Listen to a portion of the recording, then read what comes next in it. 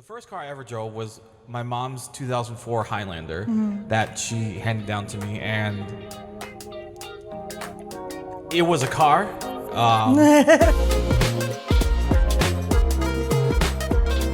Hello and welcome back to the Nuanced AF Pod. I'm Juan. I'm Lex. And we are two highly empathetic people who are always trying to find nuance in everything because everything is nuanced AF. Lex, how you doing today? I'm okay. How are you? I am also okay. First things first, the day this episode is coming out, it's my mom's birthday. Yeah. So happy birthday, Happy Mom. birthday. She and my dad are helping me with what is going to be next, which is going to be the topic of this episode, which we're going to get into very, very soon. It's a little bittersweet.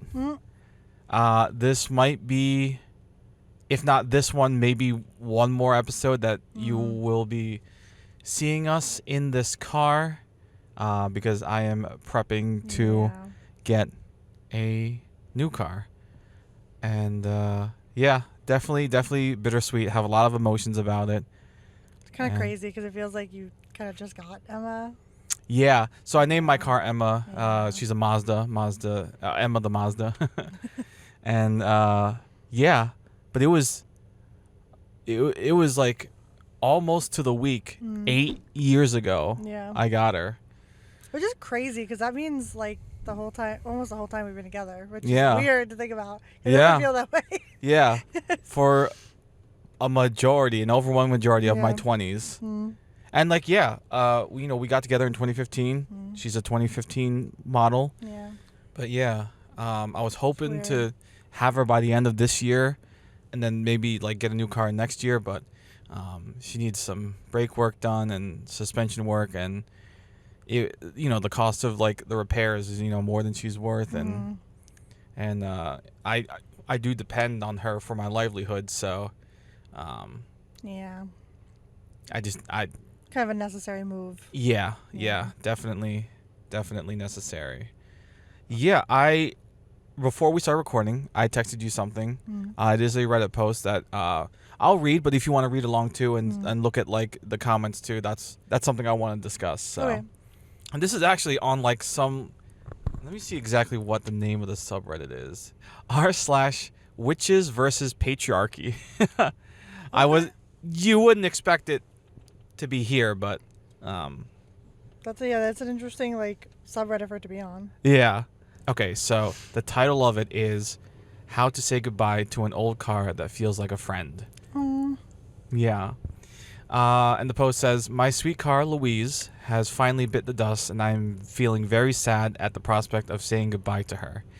To even have a car in the first place is a privilege, and I fully recognize that, quote-unquote, losing a car is nothing comparable to losing a beloved human or animal, but she has been with me on so many adventures and has gotten me through and over and around quite a lot of hurdles. I'm really going to miss her. Having no transportation sucks for sure, but the hardest part right now is saying goodbye to this hardworking machine that's been my daily companion for years. How do you say goodbye to inanimate objects? I'm planning to do a tiny send-off ritual for her when I go to clean her out and get her ready for the scrapyard. I'd really love suggestions of little things I could do for her / myself as a fitting goodbye and to honor all she helped me with during her time with me. And I really like a lot of the replies. I think there's one in particular I want to point out because it kind of explains how I feel. I am a sentimental man. Yeah. I'm very sentimental. And with my car, my daily driver, my Quite livelihood, literally daily driver. quite literally. Yeah. Drive her daily. It's gonna feel weird.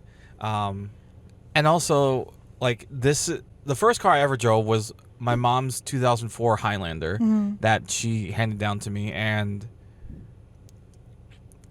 it was a car. I probably didn't treat it fairly because it just felt like a kind of a hand-me-down. A hand-me-down. Yeah. I'm driving my mom's car. It's not my car. Like you didn't feel like as attached because didn't- like you didn't like right, yeah. you didn't put in all the effort to like get it and things like that. Like I didn't choose her. Yeah. Or the Highlander. But Yeah. this one, Emma, I chose because like, love the way she looked. She's all black. I love that. I love black on black. Yeah. And like I felt like, I don't know, an ownership of her. And Yeah. you know, I did my best to take care of her, get her oil changed, tires rotated. All But because things, of yeah. how much I drive, things were just bound to wear down. Brakes, tires, suspension. Yeah, and it just sort of like the fact that you got 8 years and you did what you could. Yeah. Yeah. In 8 years I put about 200,000 miles on her. Yeah, it's a lot. Give or take. But anyway, back to the Reddit post. This one comment I feel like encapsulates how I feel about having sentiment towards an inanimate object. It says here, I reject the notion that the loss of a tool, especially such a critical tool, isn't comparable to something like losing a pet. The human brain functions differently when using a tool, and vehicles are no different. Think about how you perceive speed, distance, and your spatial awareness differently in a car. The line between your car and you fades so much that you think differently. Plus, we name cars, and that always makes it harder, which I have. I've named my Mazda Emma. For me, especially as an automotive engineer, I take a moment to consider what the cars have done for me. The fun trips, the makeouts, the errands, the scary moments, the times it protected me, how comfortable and safe it made me feel, and then I say goodbye earnestly, give myself some time to mourn. One thing for my wife and I is the ceremonial moving over of the knickknacks. For my car, that means I asked my grandmother for a tea leaf lei that she lei. Yeah. That she makes because she says they grant safe travel. For my wife's car, it's her tiny plushies that cling to various surfaces, and of course the license plates that get moved over. And for me, that would be, actually it's going to be right behind the camera. Oh yeah. I got this little Among Us dude. I always played as the red character. Oh man, wait. He's a little Let's see. sun bleached. Look how I knew this was going to happen. Yeah. But look look how like faded he is there, and then look at the back where it's a lot more colorful. It's almost like orange in the front now instead of it being It's red. damn near white. Yeah. It's pink almost. Yeah, I just found him funny. in a random parking lot, and I'm just like, You all right, washed him and saved him. yeah, you're coming home with me. Yeah. And then also I found in a random parking lot, Yeah. my little Master Chief. He was disassembled, man. He had lost all his limbs. I put him back together. It's like Toy Story. Yeah. And Yeah. two of my favorite video games, especially Among Us, when over COVID, that was a the defining video game for that period. That and Animal Crossing. Oh yeah, for you, Yeah. Animal Crossing for sure. Yeah. Yeah, those are some of the knickknacks I have around here, Mm-hmm. and I am moving to a sedan. Yeah. This is an SUV. Yeah, and, so it's a little different setup wise. Yeah, so I'm gonna miss being up higher.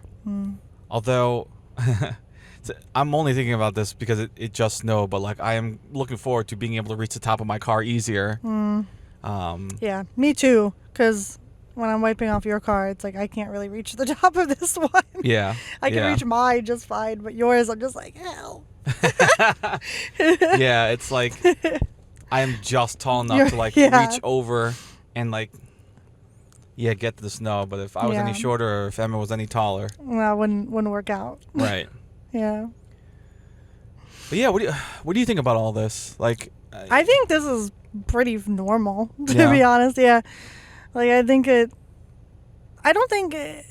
anybody that says that like you can't be attached to something that, has gone on a lot of adventures with you or that has provided you like safety in certain situations, I think that's like a weird point of view to have. It's like, why don't it makes sense to me that you would be attached to something that like had you've been with for like, in your case 8+ years, but like I don't know how long this person had their car, but I'm assuming quite a while. Yeah. It's like, assuming it's like 5+ years, like, yeah, that's a lot of, distance, a lot of like travel, a lot of like emotional like ties potentially to the car. So yeah. Yeah. I've driven her. I believe this is what we took to North Carolina. yeah. That one time, yep.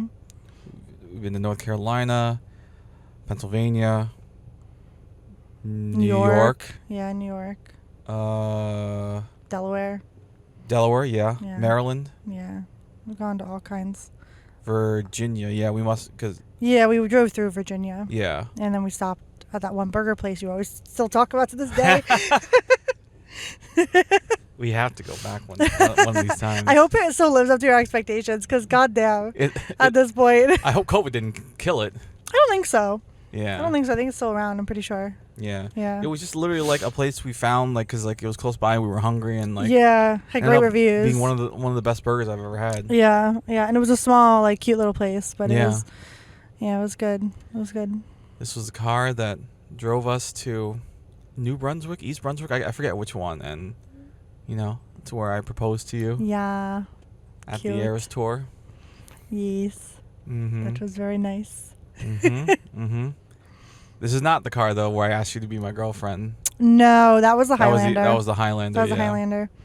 Yeah, I did miss even the Highlander when you got Emma at first. Yeah, because I was like, because Highlander was a little bit bigger. Yeah, Highlander was bigger, but also it was just like, Roomier. it was. I was gonna go a more emotional route. Oh, go. It'd be like, oh, like, because that's like, that's when we started dating, really. Yeah. Yeah, that was like the initial car, and so that's where most of our Denny's trips happened, and like, like. Yep. Yeah, like anytime we'd like hang out, it was like in that car. Yeah, that's true. Yeah. That is true. Yeah, that was like the start of things. So Yeah. then once you got Emma, it's like obviously that still happened, but like by that point we had a little bit of longevity, so Yeah. it didn't happen as often. Yeah. But yeah, I think I think that's totally normal, and like to have some sort of like send off or something, I think makes sense. Mm-hmm. Mm-hmm. Yeah. And there's a few more comments here. People saying some of the things they did. Like, I think one of the things I'm gonna do is I'm gonna write a note and hide it somewhere. Like, Oh, that's cute. I don't know if like people do that when they remodel houses. Mm-hmm. Yeah. I also plan to take a lot of pictures of her, like with my good camera, take some videos. And another thing I want to do, this is a podcast exclusive. Even you, I haven't even told. Oh, okay.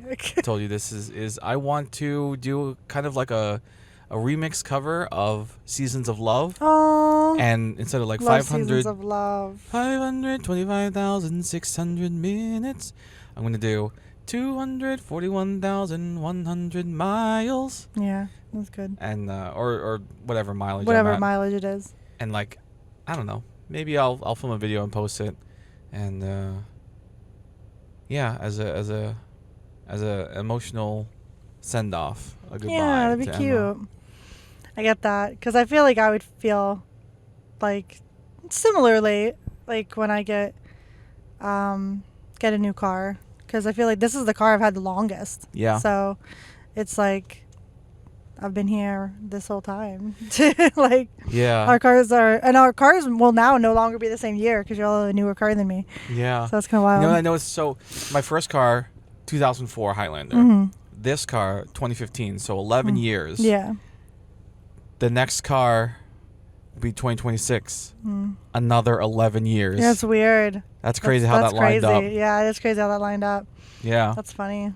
So, Mm-hmm. but yeah, I feel like I'm gonna feel like the exact same. Well, even more so, like if and when we move, like I'm gonna miss our little studio apartment same. a lot. I will definitely miss For all like like the drawbacks. Yeah, the drawbacks of like a small studio space. Like it's still like great. It's still our home. Yes, exactly. And I feel like we got a little taste of that when we went to Utah, and we had like separate areas and stuff, like more separate areas. Yeah, like the hotel room we stayed at had like a living room almost, and then like a bedroom, and then a kitchen, and then a little kitchenette. Yeah, and then a bathroom, obviously. Mm-hmm. And it was just like every time you were in like the living room area, I was like, hey.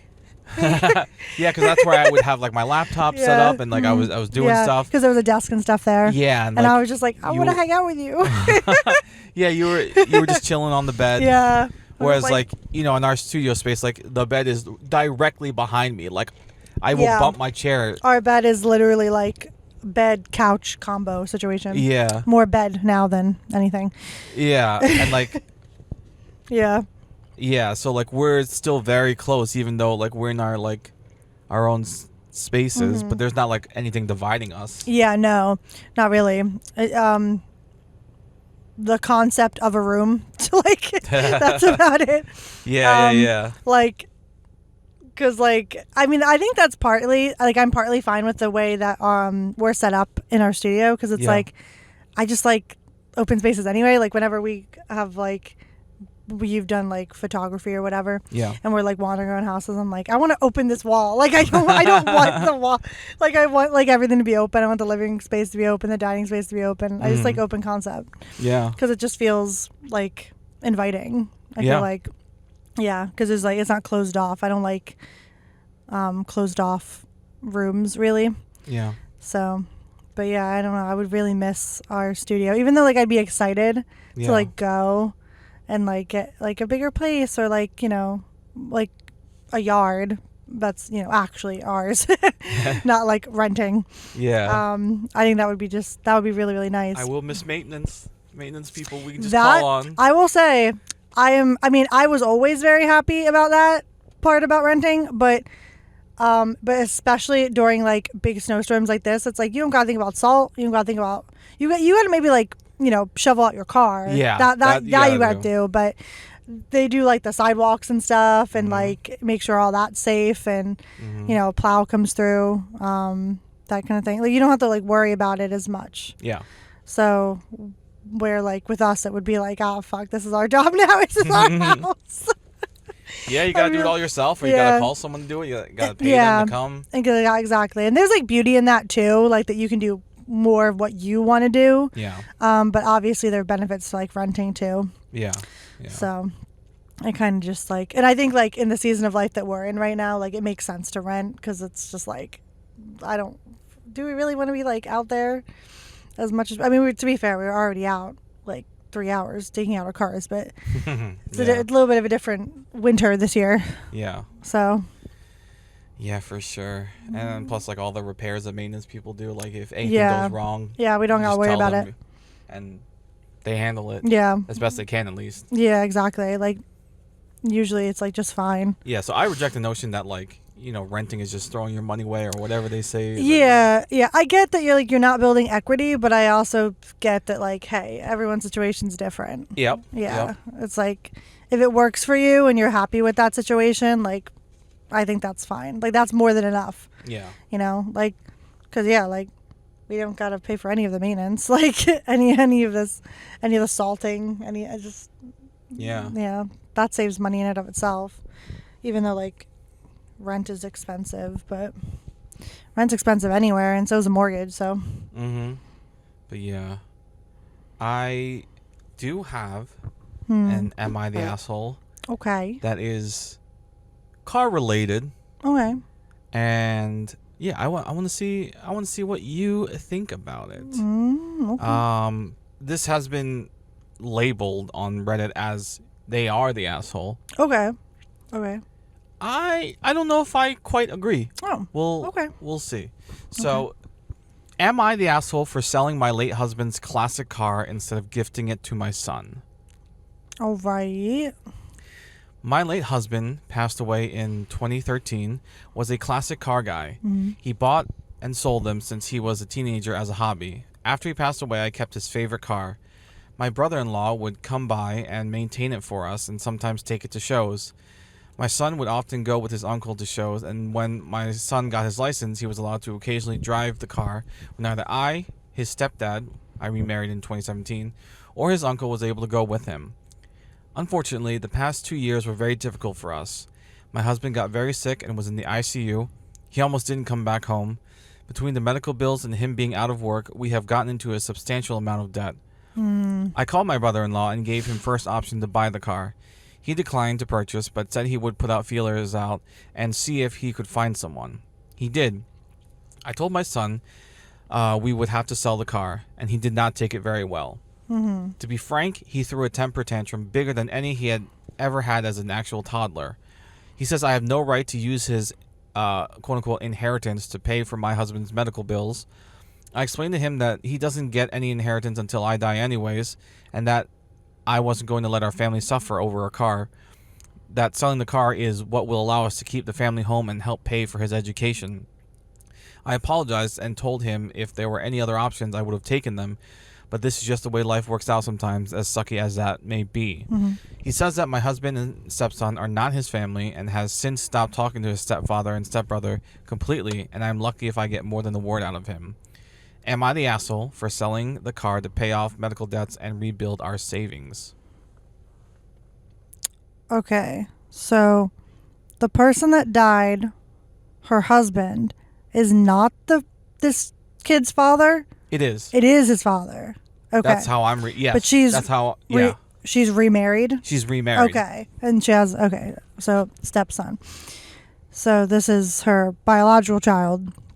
Yes. And she was married to this other guy who passed away. Okay. Yes. So I don't think she's the asshole either.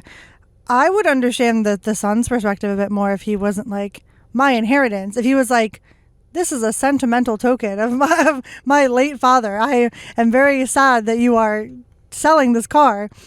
Then I would be like, oh yeah, like that's understandable. And maybe that's a part of it. But like he said, my inheritance. Like there's something about that rubs me the wrong way. Like, what do you mean? Do you just want this car because it's like special? Like, yeah. Like not because your dad worked on it, but I mean, I'm sure there are the memories of that maybe, but I wouldn't say that she's the asshole. Like, so we have a couple edits here. Know. Edit number 1: since a lot of people asked, no, my husband did not have any specific instructions for what to do with the car. Yeah. He had a bit of a revolving door of cars, bought and sold one a year, it seemed. We had 3 at the time of his death. 2 were sold right away and kept one because it was the most valuable and the one my husband had held onto for the longest. Edit 2. This will probably be the last I post on this thread. Seems that judgments are mixed. Lots of you are the assholes and not the assholes. I feel like shit about it. I hate that my son is hurting. However, I don't believe that anything I did was a real true asshole move. We were/are in a tough spot. Life happens and we did what we needed to do. For what it's worth. I agree with that. For what it's worth, when I referred to my son having a quote-unquote temper tantrum, that is my own personal venting about his reaction.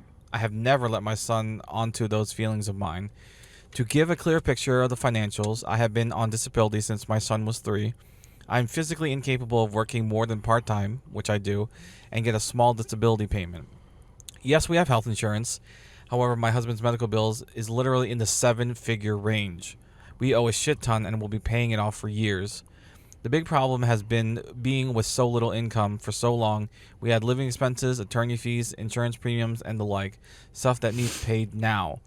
We were hoping that my husband's disability claims and the back payments would have gone through before home foreclosure loomed. We would have been able to catch up and pay back some from the savings we had to borrow from, our emergency fund, retirement, and college funds. Still waiting on that to come through, thus the attorney fees. Yeah. Either way, husband will be getting back to work soon. We are keeping our home. We have a plan for both kids so their college will be paid for. We will be okay. My son previously had a good relationship with his stepfather and stepbrother. I will be speaking to my son about going back to speak with his grief counselor / or doing some family therapy to work through this. I'm sure we will all get through this with time. Yeah, I agree with that. I feel like some of it is just like that he's like upset that his dad's dead. Yeah, that's definitely got to play a part of it. And it doesn't say exactly how old the kid is, right? He's like going to college, right? So he's like probably like 16, 17 maybe. Yeah, if he's old enough to drive at the very like 16, youngest, he's at least 16, yeah. Yeah. So probably yeah, that's it's really young to like lose a parent. Like that's I feel like the son's reaction is understandable, questionable what he said, but like him being upset about it, I think, is justified. Yeah. But I also think what the mom is doing is justified because it's like she's the adult, like she has to make the hard decisions. And like I know as a kid, like you might not understand that, but it's like this car might be the reason you still have a place to live. Like yeah, like yeah, I understand this car may be like very, very, very sentimental to you, and like might be the last connection you have with like your dad, and like you don't want that to be like go of, but like yeah, it is a very hard decision when like you still have to pay the bills. So to make those hard decisions. And I know Yeah. he feels like these bills aren't even their responsibility because it's his Mhm. mother's new husband, who's not his dad. And Yeah. Yeah. I see how that's. You might not feel the same way about having to like still care Yeah. for that family that is quote unquote not yours. Yeah. But Like I get him feeling that way too, but ultimately, like, if anything, she has jurisdiction over the car because it was her late husband. So it's like, if that was going to be under anybody's like jurisdiction, it would be hers. So I feel like she has the last right to do whatever she wants with it. I do wonder, like, if was this just sprung on the kid? This is one of those things where I would have probably been like, hey, this is where my head's at. This is what I'm thinking. Like, being as open as possible about it, and just also being like, hey, this isn't something I want to do, but this is something we may have to do. And I think at 16, 17, like, you are old enough to understand like financials and stuff of like a family situation. Yeah. Like, I know you don't want to like worry the kid, but in a situation like this, I can see how like that might be pertinent information. Yeah. To be like, hey, like, I'm not just doing this because I'm a callous person. Like, I'm doing this because I don't want to, but I have to because we need the money. Yeah. Yeah. Like, there's an explanation there. It's just, But so I wonder how much they had said previously about this. Like, was this a conversation or was this just sprung on the kid? And the kid was like, no. Yeah. And like, yeah, we're not sure how this was communicated. It could have been communicated perfectly, and like still that reaction might have been inevitable. Yeah, because ultimately this that's a very emotional reaction that he had. Probably not really about the inheritance, probably more about the fact that his dad is like no longer with his mom and the family, and he passed away, and that's sad. So yeah, probably obviously lots of things are changing. Yeah. He probably doesn't want to keep moving like forward, and this is just one more thing that's like he feels like is keeping him connected, and he feels like if the car is gone, then that's the last tie. That's it. Yeah. Like a physical tie anyway. Yeah. So I get both sides. Yeah, I think this goes back to like having sentiment towards inanimate objects. Like, yeah. I don't think she's the asshole at all, really. Mm-hmm. It's like maybe she could have handled the conversation better, but like she said, you do what you got to do sometimes, and sometimes those decisions are hard. Yeah. And she did clarify that like beforehand, like he had a great relationship with his stepbrother and stepdad. I wonder if this decision just kind of makes it more glaring that like they are not like his biological father, like like that.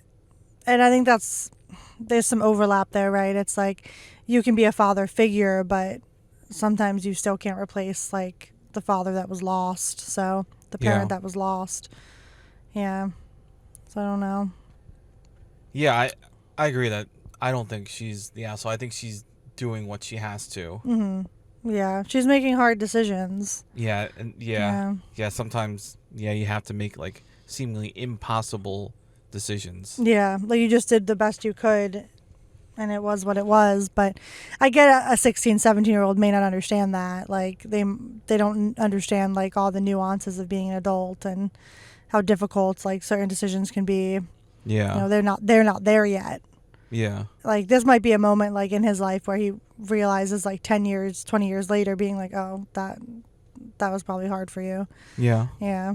Yeah, so not the asshole. Yeah. Even though apparently they say that she is. Yeah. Like just crazy. Yeah. Just a very hard place to be. Yeah. For sure. Very hard decision to make, but ultimately I think I would make the decision she's making. Yeah, same. I think I would have made that decision too. Like, I would have tried to make sure that like the kid understood as much as possible that like this was not like a callous decision. Like this was thought through. Right. But other than that, yeah, like I would have done the same thing. Yeah. So. Agreed. Alrighty. Let us take a quick break. Okay. And then we'll be back. We'll watch some TikToks. Alright, see you then.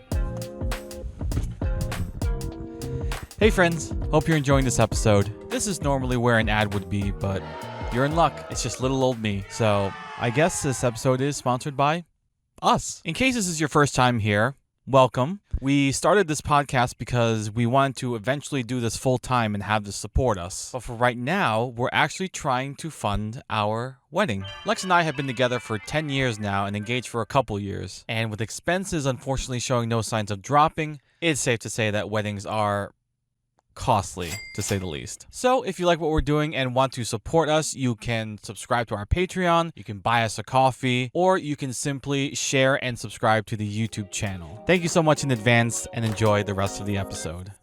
And welcome back, ladies and gentlemen. All right, as always, Lex, I have a list here. It's getting a little smaller.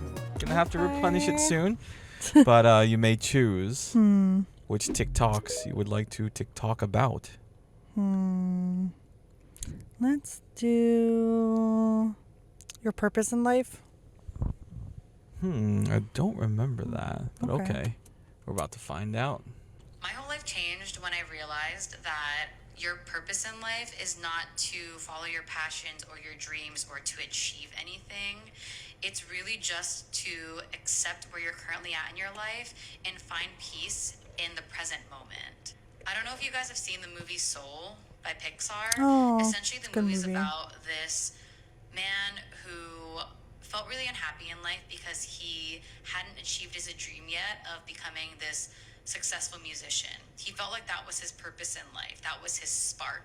And he felt like he couldn't be happy in life until he achieved becoming this famous musician. As he's walking back from this audition where he got the gig, he isn't paying attention to his surroundings and he ends up falling into a manhole and he passes. It took him leaving this earth to realize that he had completely missed the whole point of life. Your purpose in life is quite literally to just be here and to take everything in, even the simplest pleasures, especially the simplest pleasures. Unfortunately, I think a lot of us have gained this misunderstanding that your life doesn't start until you've achieved something or made something of your life, but you literally existing right now is already more than enough. I feel like that could be an interesting conversation because I know you are a very passionate person. Yeah, definitely a strong hook to where I'm just like, okay, let me hear more. Yeah. What are your thoughts? Yeah, as someone who isn't like a passionate person really about, like, I have things I enjoy, but I'm not like, oh, this is my thing. Like, I don't have that kind of thing really.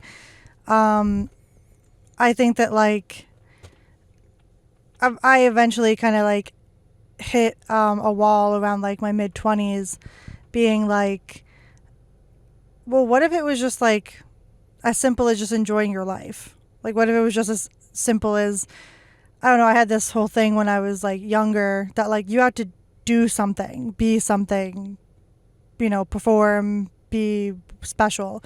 But you could also like just be yourself and that could be special enough.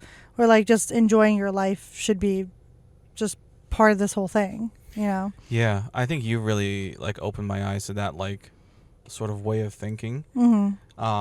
It's kind of like along the lines of like there's kind of been a movement now where like, you know, people used to ask you, what's your dream job? What do you want to do? And when I first heard the response of like, oh, I don't have a dream job. My dream is to not work. Well, it's like, I don't dream of work. And I'm just like, oh. Yeah. Who the hell dreams of work if you don't have to? I think it's more of like when people ask that question, it's more, well, what would you not mind or even love waking up every day and doing? Yes. Like that's really what they're asking. That's a lot more accurate. Yeah. Instead of being like, oh, what's your dream job? I'm like, I don't fucking know what my what? Like that's such like a big question, especially given the fact that like millennials tend to like switch jobs a lot. Yeah. So yeah.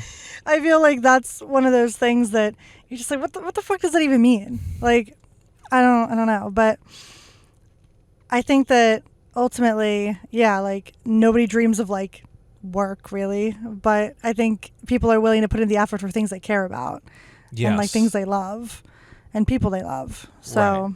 I think that's a better answer than just Yeah. what's your dream job? Yeah. Yeah.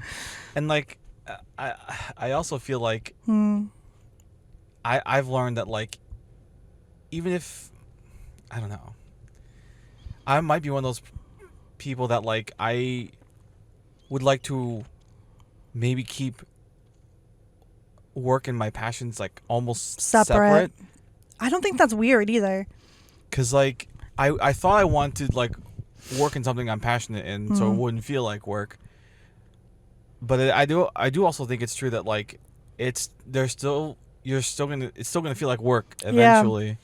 Like for instance, I really like cooking, and you know I'm diving into like baking a bit more now and doing like breads and pastry and stuff like that. And like so many people are like, oh, you should sell this, you should do this, you should do that. But ultimately, I think that would cheapen it for me. Like I wouldn't like to do it anymore after that, because I'm like, oh, now there's like expectation and there's no room to be creative as much anymore. Yeah. That's like my biggest thing is like I kind of like sort of like almost like fear expectation, because like that opens the door to disappointment, and now it's that whole conversation again we had. I don't mind expectation, but I don't think everything you do in your life needs to be monetized. Yeah. I don't think you need to do that. Just if you love something, you can just love it and do it for the sake of it. I've been trying to not necessarily like make something that I'm doing, and like I'm not trying to like, well, I am, I don't know how to describe this, but like, because like what we're doing right now, like we are trying to monetize this. Yeah. But I also think it's like one of those simple things where it's like if you can and it's not going to add anything extra. Any extra stress. Yeah. Yeah. Why not? Yeah, I think that's fine. Yeah. But if it would add extra stress, But or once it's not worth it starts it. like really like hindering like your time and like you know your mental space, like it. Yeah. That's when it might become too costly, but but I'm all for like, you know, if we're doing something anyway, which we have these talks anyway, yeah. and we can share it, we can have people resonate with it. Yeah, like that's like the whole idea of the podcast in general. Really. Yeah, it's combining, I guess, all my creative passions into something that naturally happens anyway, and I'm hoping it's a win-win, eventual win. Yeah, like these conversations are like the foundation of like our relationship in general. Like we're always like sharing TikToks or like having like talks and stuff like this. So yeah, this and like is, you know, everyone who knows you in real life and that also listens to this podcast, you should know that like, you know, she's a great person to talk to, and like she'll make you feel very comfortable. And if anything, I guess my passion is people, but yeah, it's like, but I've never really wanted to go, I don't know, the traditional route with that. Maybe like I just believe in being a good person. yeah. Like just be a good person, care about others, And I do think mutual aid. You know where we live, the United States of America, has really kind of bastardized. Like, I am losing the word that the type of country that we're in financially. Capitalism. Capitalism. Yep. Yes, capitalism was the word I was trying to think of. You know, the capitalist, individualist, consumerism type situation culture that we have in the United States is really double-edged sword. It is because ultimately, like, that's not like the system I would personally choose to live under, like if that kind of thing. But it's also one of those things where the nuance of the situation is like when you're you lived in a place for such a long time, it's still your home, even if like there are things you disagree with, and like you don't necessarily want to leave, but sometimes it becomes necessary, or like you might want something different for yourself and your family. And but I do think the United States, not always, depends on where you live, but I feel like holistically is pretty like individualist. And I do think that ultimately isn't like the best way to go. I feel like people need others, need other people. Yeah. You know. And I feel like I can't remember if I've discussed this particular angle on the podcast or not, but being a Filipino American, I kind of see both sides and how like they're both kind of extremes. It's super individualistic culture and the super like communal culture. Yeah. And there are positives and negatives to both. And ideally there's something more in the middle. Yeah, there needs to be something more in the middle. Yeah. Because like it's great to do the whole, oh, I can do everything on my own, I'm like self-sufficient and all that, and that's great. But it's also like sometimes you do need others. You do need community. You do need other people to lean on and support you and like be there for you, or just to like ask for something simple, like if you ran out of something, like be like, hey, do you have some of that? Like that's like something that like I think in pockets we have in America, but we don't have that as a whole society. Yeah. In America, like, well, United States anyway. This whole damn place is North America. So yeah. But yeah, like I feel like in the United States it's like not that great. like it is, but it isn't. There are good things and bad things, like you said. Yeah. Like, and I'm also a firm believer in what you were saying about how like just because we want things to be better doesn't mean like oh, we hate our country. No. If anything, I feel like wanting your country to be better is like the whole point of patriotism. Like it's like you want it to be better because you want things to be better for everyone, ideally, not just a specific group of people. Yeah. I feel like everyone deserves to feel comfortable and safe and at home in the place where they were, where they're either currently living or where they were born. In my case, I was born in the United States, but in your case, you weren't. But you did come here, and this is still your home. So, if any authorities are watching, yes, I am a U.S. citizen. Yeah, he is, and I can prove it. So, enough of that. Unfortunately, yeah, right, for real. That's a little too heavy, I feel like. But going back to the topic of passions and stuff, I feel like. Yeah, I feel like that's a funny conversation because we always have that kind of conversation, like all the time. Yeah, because I am a passionate person. Yeah. Like I have many things I'm passionate about. Yeah. And they you range. are certainly more the exception than the rule. Yeah. So hearing this is like I am able to see the nuance. Like I am able to see that like sometimes you to boil it down to a cliche, you stop and smell the roses and like enjoy where you are presently. Again, I do think there needs to be a balance there. Yeah. You need to, understand where you are presently, but also like to give another opposing cliche. If you fail to plan, you plan to fail. You also kind of have to like keep the future in mind and like have some sort of direction, or you don't have to have a full out plan, but like absolutely everything's like like just an idea. Yeah, a general idea I think is like fine, like for what you want. I think it can be like very loose too. I don't think it has to be like, oh, I have this very regimented like schedule of how things are supposed to go. Yeah. I feel like if you do have that, you're more likely to fail because you're so stressed out about the fact that you haven't reached certain milestones yet. Yeah. Like you're more likely to like freak yourself out. Yeah. I think a little bit more of a more general concept. I think one of the biggest things you have taught me about is to just how to be like nicer to yourself. And like maybe I was like, well, I still am definitely a perfectionist, but like a little bit more like goal oriented and like future oriented, more so when like you met me. But now it's like it's a little different. I don't know. Yeah, I don't.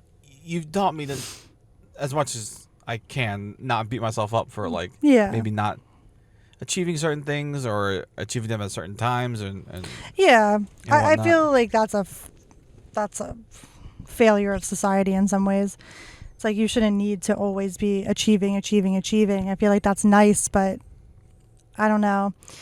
I feel, and this is personal too, that like you don't got to do all that sometimes. Like it doesn't have to be all that serious. Like if you want something, I think, yeah, go for it, obviously. But I also think that some people are so focused on a goal in the distance that they're not even looking around. And Yeah. so it's why you get people like when they're 50, 60 years old being like, oh, I don't have a relationship with my children or my like spouse because like I wasn't there. I wasn't around. I was working. So it's like, that's why, like, because you're so goal oriented.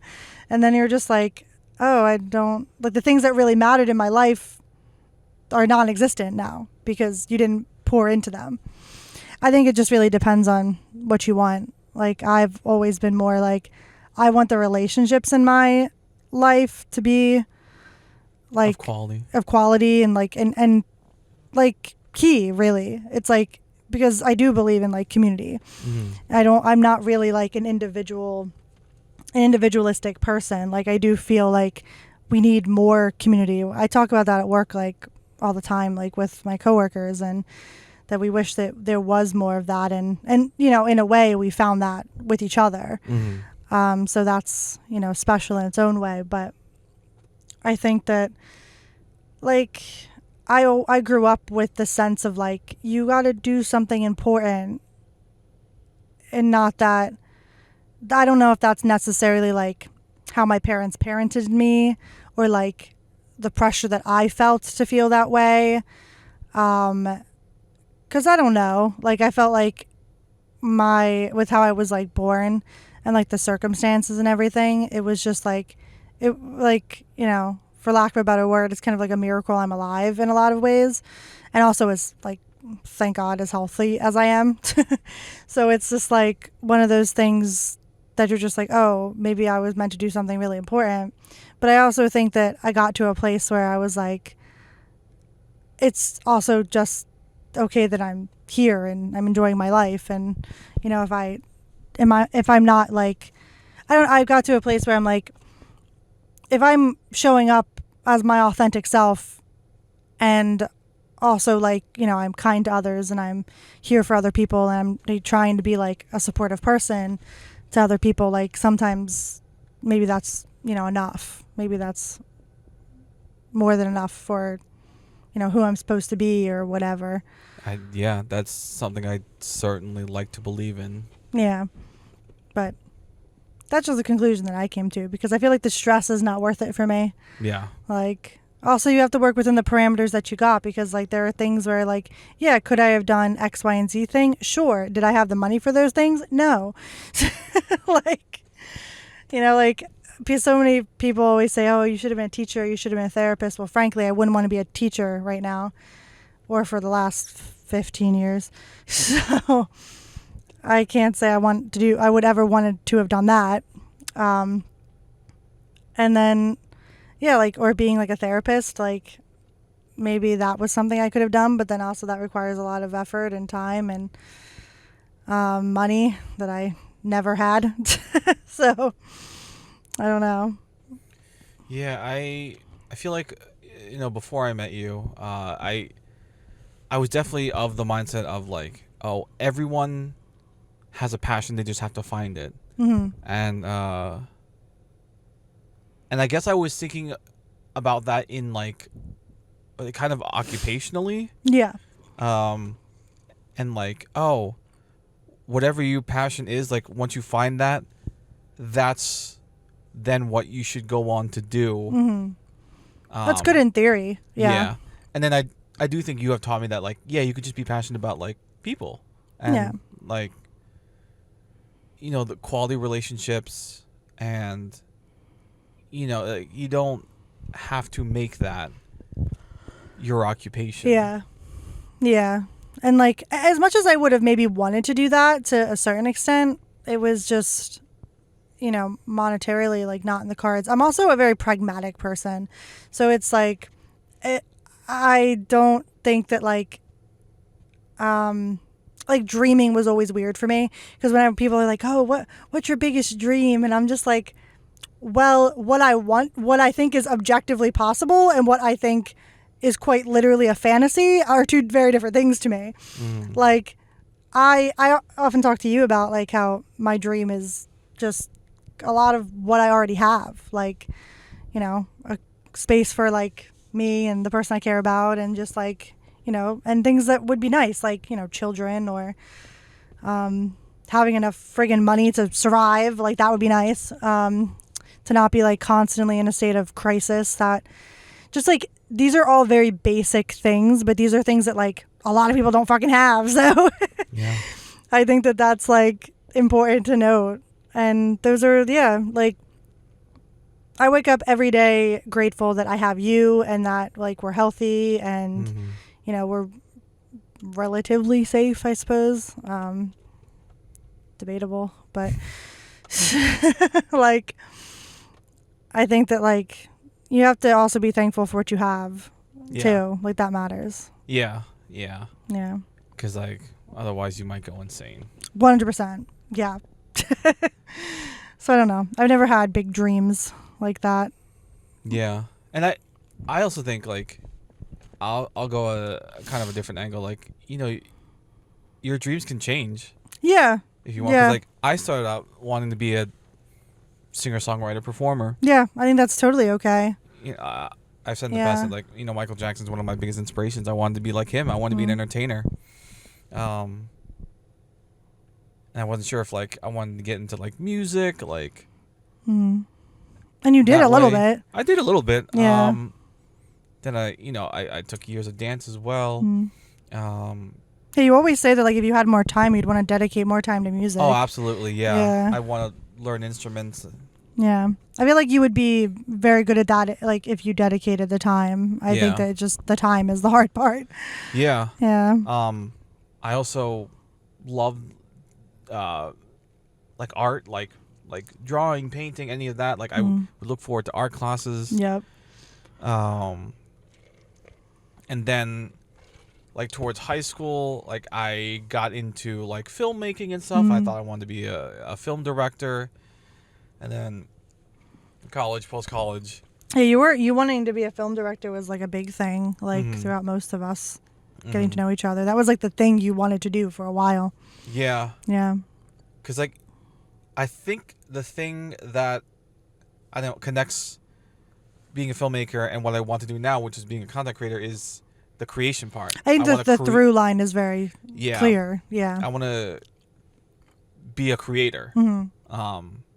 I want to be my own creator, and you want to create things for, you know, that you like, that you're proud of. Yeah. And like through today's age of like social media and whatnot, like I don't have to go through the route of like being a film director to create things. I can start today, right now. What we're doing is what I want to do. Create things, create content. Yeah. And it's a more direct line. Yeah. Yeah. So, thankfully those barriers are no longer there. Yeah. Yeah. I definitely wonder with that. Like, I've talked to you about that too. That like, like that. I didn't really have a lot of opportunity in school to like be or like do different like elective type things. Like, there wasn't too much of that because I was in a lot of like specialized like IEP like type classes. So it was really just like getting the basic education was like somewhat of a struggle. It also didn't help that I like moved around as much as I did.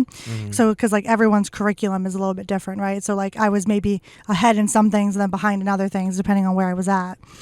And so that was always its own kind of issue. So, and then like, yeah, there was definitely like growing up when I was moving around growing up. I think that like hindered a lot of my want to explore things, like my want to like, I was always like a curious person and like I still am, but like curious in the way that like, oh, that's like a really cool, interesting niche fact that you know that like no one seems to know.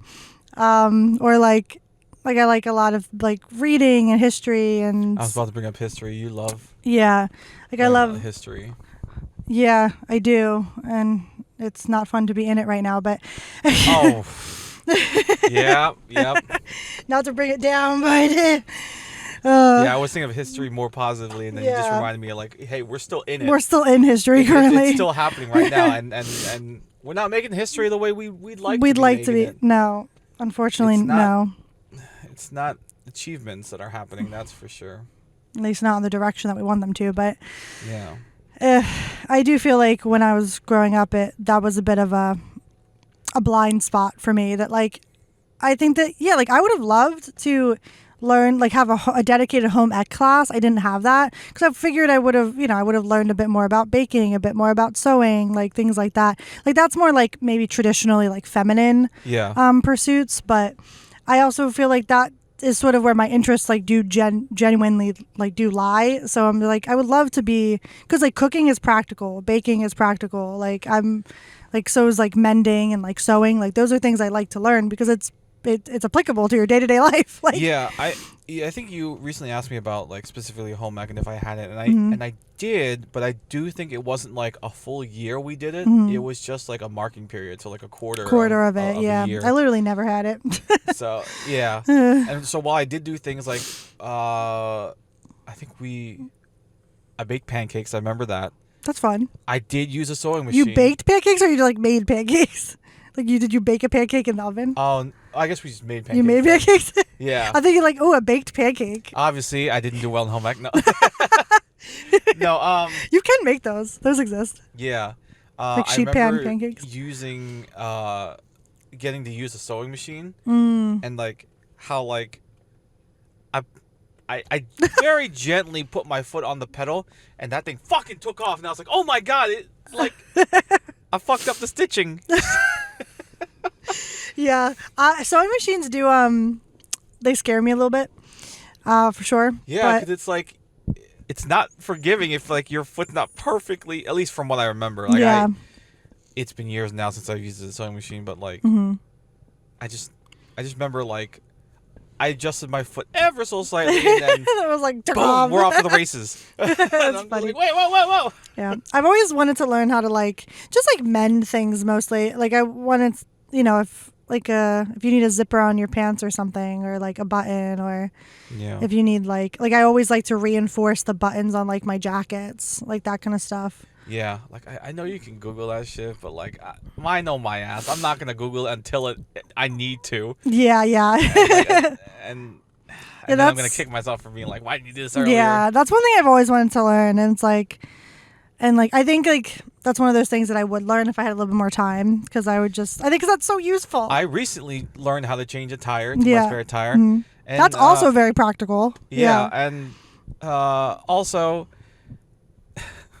first of all, folks, if you have a spare tire, check that air pressure, because like that often gets neglected. And when I found mine, it was at 6 psi. It's when like basically it needed to be dead. like 60. Also, if you can Crazy. afford it, get some kind of like portable air Oh, compressor. so worth it. Yeah, absolutely so worth it. So you're not, if you find yourself with a flat tire, you can fill it up there. I can't tell you how your nice spare it is that we tire. don't have to go anywhere. Yeah, you don't have to go to like a gas station or anything like that. Yeah, because then that's also some of them charge you. Yeah, and also that's kind of dangerous, because it's like if you're on a flat, or like you're very close to being flat, yeah. like that's dangerous to be driving. Yeah. Because you're slow AF, but also like you could pop your tire and like hurt your rim, and like. Yeah, I was driving so carefully, and we And live close to gas stations. Yeah. But still, I was driving so carefully. Yeah, like, we only live like a mile and a half, 2 miles, like not I that had far. my hazard lights on. I was telling people to pass me. Yeah. It was so, not good until I was able to get some air into that tire. But, and also, if you're able to change your tire, make sure those lug nuts are tight AF, because once I was able to take it, I took it to my local Firestone. They were like, "Hey, whoever put this tire on, like, didn't tighten the nuts." And I'm just like, I swear I tightened them, but he said that they were able to loosen them with their hands. And I was like, God damn it. Damn. So, well, it's good life. that like the tire didn't fly off or anything. Yeah. Thank goodness, life lessons. Honestly, I mean, you're still new to like learning all that stuff anyway, so Yeah. yeah, it's like just thankful that nothing happened. Like, but you gotta start somewhere. When it comes to like learning stuff. So that's one thing that I've also like been, thinking about, or just like, especially in the last like, 5-ish years, 10-ish years or so, it's like very much like, yeah, you got to start somewhere. Like you can't be afraid to like start things all the time, or like be afraid of like what other people are going to think, because eventually, you know, it's like you're going to get there. It's just going to take some time. Like everybody was new at one point. Yeah. Yeah. So I guess in conclusion, you know, stop and smell the roses, but also don't plan to fail by failing to plan. Find a nice middle balance. Yeah. I think that's the balance that we try to strike, honestly. Yeah. Yeah. Yeah. I think nuance in itself is also finding balance. Yeah. I think that's the whole idea, really. It's like that. Finding balance between like two truths that are seemingly conflicting or opposing. Yeah. There's nuance to be found everywhere. Like rarely is anything black and white, like we always say. Yeah, exactly. Alrighty. Well, we are just about to hit that hour mark. Any last thoughts on anything we've discussed today? No, I think I'm good. We only got through one TikTok, as usual. Yep. we'll watch another one, but that will be for the Patreon. So that is a great segue to plug the Patreon. If you don't want the party to end, consider subscribing to us over on Patreon, where we record for a few extra minutes after the episode ends. Or if you'd rather, you can just buy us a coffee at buymeacoffee.com/nuanceapod. Shout out 7 Brew. 7 Brew's good. We are having, we have the same drink. Yeah, we do the same. Their iced cookie butter breve. What is breve again? Half and half. Okay. It's like a latte, but it's like half and half. Got it. Cool. So instead of like 2% milk or oat milk or whatever. Yeah. Yeah. But if you want a free way to support, consider subscribing to us on YouTube. We're trying to hit 1,000 subscribers so that our channel can be monetized. You can find all our links in the description or the show notes at linktree/nuancedafpod. That is linktr.ee/nuancedafpod. Thank you so much for joining us and listening. And remember, in a world where nothing is black and white, it's our jobs as human beings to find, understand, and be that nuance. Because we are all nuanced AF.